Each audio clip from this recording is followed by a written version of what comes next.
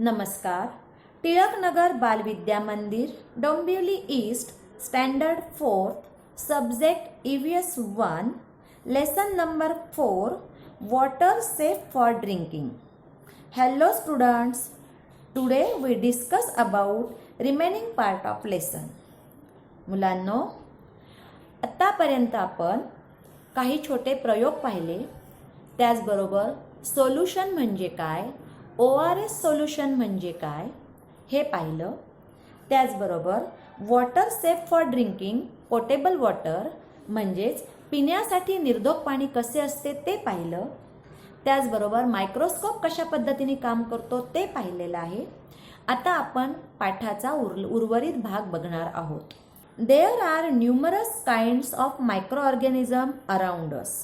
They are in the soil, in water, in air, on rocks, that is anywhere and everywhere. आपल्या सभोवताली अनेक प्रकारचे सूक्ष्मजीव असतात. ते मातीत असतात, हवेत असतात, पाण्यात असतात, खडकांवर असतात आणि कुठेही असू शकतात. Even if harmful microorganisms are present in water, we are not be able to see them. Now though the water with such microorganisms looks transparent, would it be safe for drinking? अपायकारक सूक्ष्मजीव पाण्यात असले तरी ते डोळ्यांना दिसत नाहीत. असे सूक्ष्मजीव असणारे पाणी पारदर्शक दिसले तरी निर्धोक असेल का?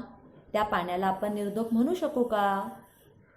You may know that during the rainy season, we often hear of an outbreak of diarrhea or gastritis.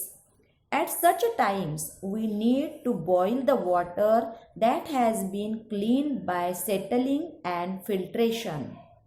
Only then does it become safe for drinking. पावसाळ्यामध्ये बऱ्याच वेळा हगवण, गॅस्ट्रोसारख्या रोगांची साथ येते. अशा वेळी पाणी निर्धोक करण्यासाठी निवळून किंवा गाळून घेतलेले पाणी उकळून पण घ्यावे लागते. Boiling the water kills the microorganism in it and prevent disease. पाणी उकळल्याने पाण्यातील सूक्ष्मजीव मरतात आणि आजार होण्याचा धोका टळतो. पाणी उकळल्याने पाण्यातील सूक्ष्मजीव मरतात आणि आजार होण्याचा धोका टळतो. Some substance dissolved in water, some substance do not. काही पदार्थ पाण्यात विरघळतात तर काही पदार्थ पाण्यात विरघळत नाही. Something float on water, some sink and settle at the bottom. काही वस्तू पाण्यात तरंगतात तर काही वस्तू बुडतात आणि पाण्याच्या तळाशी जमा होतात. In order to obtain clean water, muddy water is allowed to settle. After settling, the water is cleaned further by swilling alum in it or by filtration. गढूळ पाणी स्वच्छ करण्यासाठी ते स्थिर ठेवतात.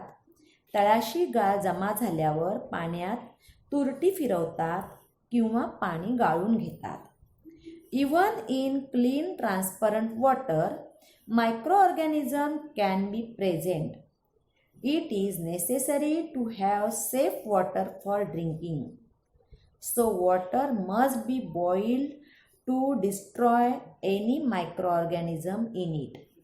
गाळलेल्या स्वच्छ पारदर्शक पाण्यातही सूक्ष्मजीव असू शकतात.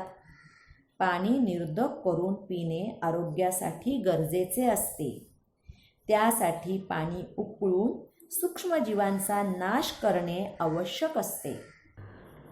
ऑलवेज रिमेंबर, हे नेहमी लक्षात ठेवा मुलांनो, even such tiny living things like microorganism which our eyes can not see have great importance in our lifes. डोळ्यांना न दिसण्या इतपत लहान सजीवांचे सुद्धा आपल्या जीवनात खूप महत्त्व आहे. म्हणून आपण त्यांना जपलं पाहिजे. मुलांनो, हा धडा आपण आता पाहिलेला आहे, याविषयी चर्चा केलेली आहे. हा धडा तुम्ही काळजीपूर्वक वाचा. या धड्यावर आधारित प्रश्नोत्तरांची PDF फाईल तुम्हाला पुढील भागात मिळेल. धन्यवाद.